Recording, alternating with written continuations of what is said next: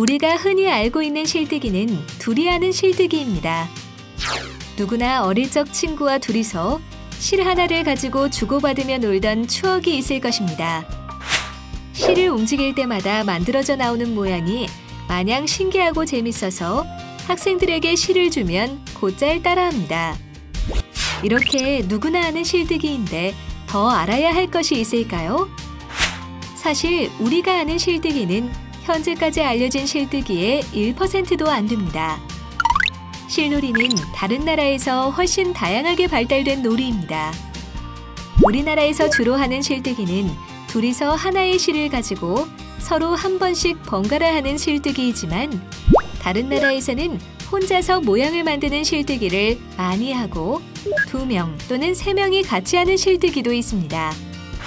실뜨기는 세계 여러 나라에서 해왔고 지금도 하고 있는 놀이입니다.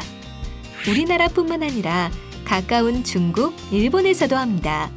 동남아시아 사람들도 하고 북극의 에스키모 사람들도 하고 유럽 사람들도 하고 태평양 여러 섬의 원주민들도 하고 아메리카와 아프리카 사람들도 합니다.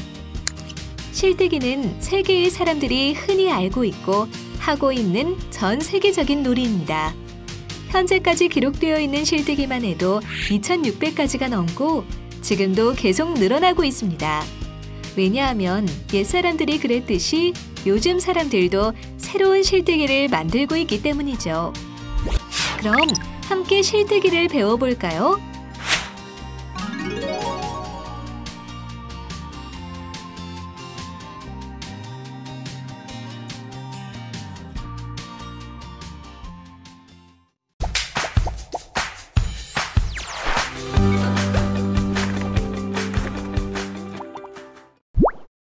실뜨기를 하기에 좋은 실은 어떤 실일까요? 실뜨기를 하다 보면 너무 가는 실은 손가락을 파고들어서 손이 아프기도 하고 다칠 수도 있으므로 두께가 3에서 4mm 정도 되는 실이 사용하기에 적당합니다. 그리고 털이 많이 달려있는 털실은 털이 엉켜서 모양이 잘 나오지 않거나 풀리지 않는 경우가 많아서 불편하므로 털이 없이 매끈한 실이 좋습니다. 또 운동화 끈처럼 탄력이 약간 있는 실이 모양이 더 잘 만들어지고 손가락도 아프지 않습니다. 그러나 고무줄처럼 너무 많이 늘어나는 것은 적당하지 않습니다. 실뜨기를 할 때 알맞은 실의 길이는 얼마나 될까요? 혼자 하는 실뜨기나 둘이 하는 실뜨기 모두 일반적으로 한 발 정도 되는 길이의 실을 많이 사용합니다. 때때로 더 짧은 실이나 더 긴 실이 필요할 때도 있으니 필요에 따라 실의 길이는 조절해서 사용해야 모양을 잘 만들 수 있습니다. 여기 소개되는 실뜨기는 대부분 한 발이면 적당하고 더 짧은 실을 사용하는 경우는 한 발 길이의 실을 반 접어서 사용합니다. 한 발 길이의 실을 기본 실이라고 부르고 실의 길이에 대해 말할 때는 기본 실을 기준으로 설명합니다. 경우에 따라 실의 길이는 조금씩 달라집니다. 실뜨기를 잘하는 사람은 자신의 한 발보다 10cm 정도 더 긴 것이 편하고 모양도 잘 만들어집니다. 손이 크면 조금 더 긴 실을 사용하고 손이 작으면 조금 더 짧은 실을 사용하는 것이 편리합니다. 실의 길이가 딱 정해진 것은 아니고 실뜨기를 하면서 자기가 제일 편안하게 할 수 있는 길이를 찾아 조절하여 사용하면 됩니다. 일반적으로 사용되는 실의 기본 길이는 청소년, 성인의 경우 170cm에서 180cm이고 어린이의 경우는 160cm에서 170cm 정도입니다. 실을 준비했다면 준비된 실의 양끝을 이어야 합니다. 실을 연결하는 방법은 실의 성분에 따라 매듭을 짓기도 하고 불에 녹여 붙이기도 합니다. 가능하면 매듭이 없는 것이 편리합니다. 명과 같은 천연 섬유로 만들어진 실인 경우 매듭 짓기 방법이 적합합니다. 실이 준비되었다면 이어서 원형을 만들면 되는데 이때 주의할 점은 가능한 매듭을 작게 만드는 것이 좋습니다. 매듭이 크면 모양을 만들 때 방해가 되기 때문입니다. 스퀘어 매듭법을 사용하면 매듭이 작게 만들어집니다. 스퀘어 매듭 만들기를 알아볼까요? 오른쪽 실을 왼쪽 실 위로 포갭니다. 폭에서 왼쪽으로 간 실을 밑으로 감습니다. 이러면 보통 실을 묶는 형태가 나옵니다. 감았던 왼쪽 실을 그대로 오른쪽 실 위로 포갭니다. 올라간 실을 아랫실로 한번 감아줍니다. 그러면 이런 형태가 나옵니다. 이 형태에서 좌우로 잡아당겨 주시면 스퀘어 매듭이 완성되었고요. 나머지 남아있는 실을 잘라주면 스퀘어 매듭이 완성됩니다.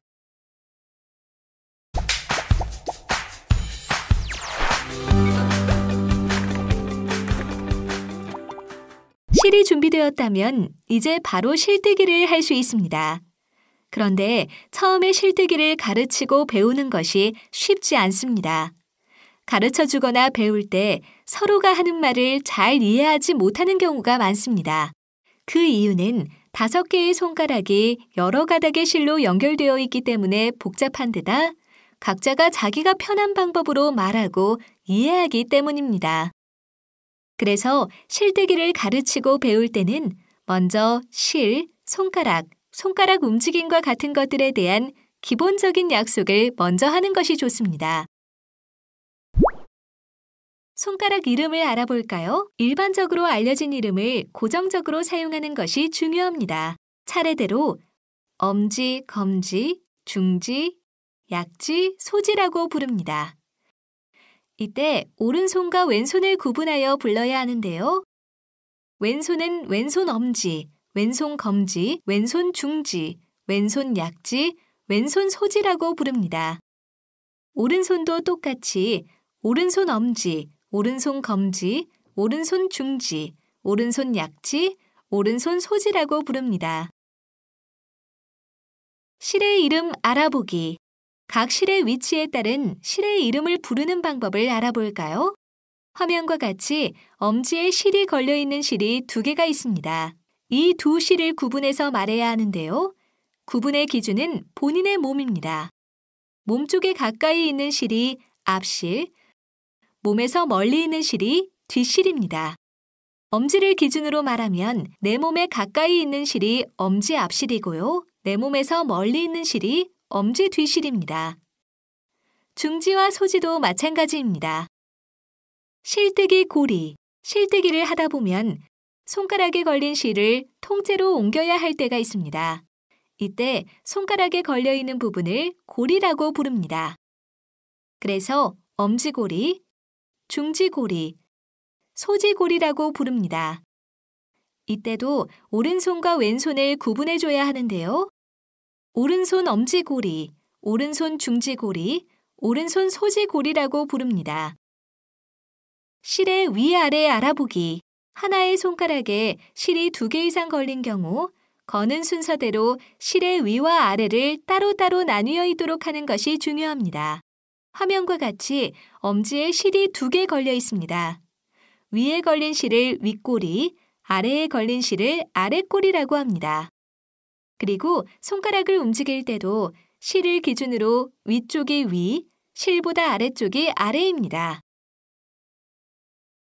손가락의 움직임의 다른 명칭을 살펴보겠습니다.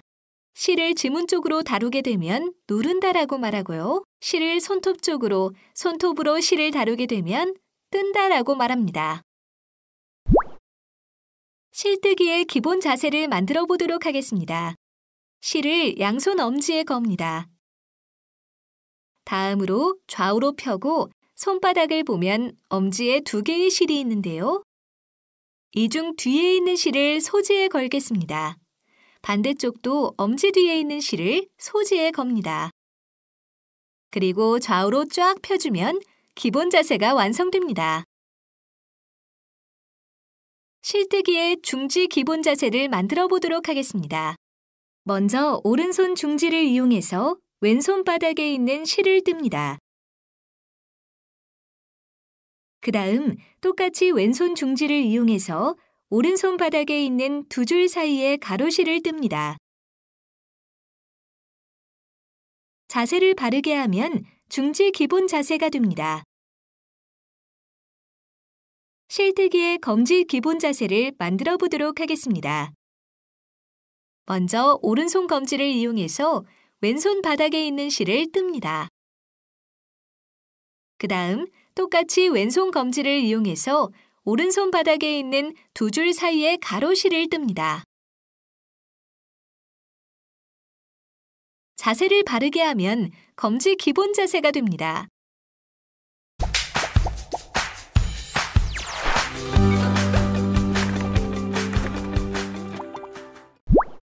상과 달 실뜨기입니다.